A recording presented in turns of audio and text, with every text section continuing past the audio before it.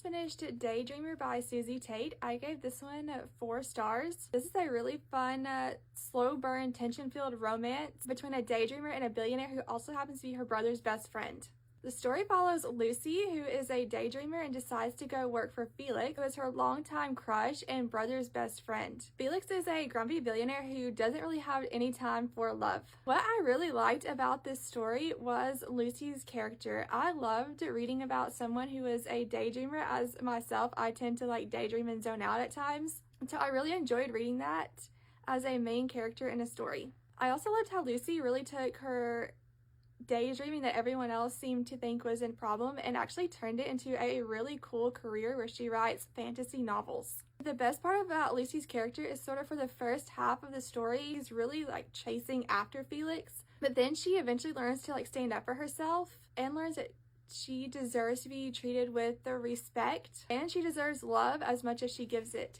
And so I was really proud of her for coming to that realization. Felix starts out as someone who I didn't really care for.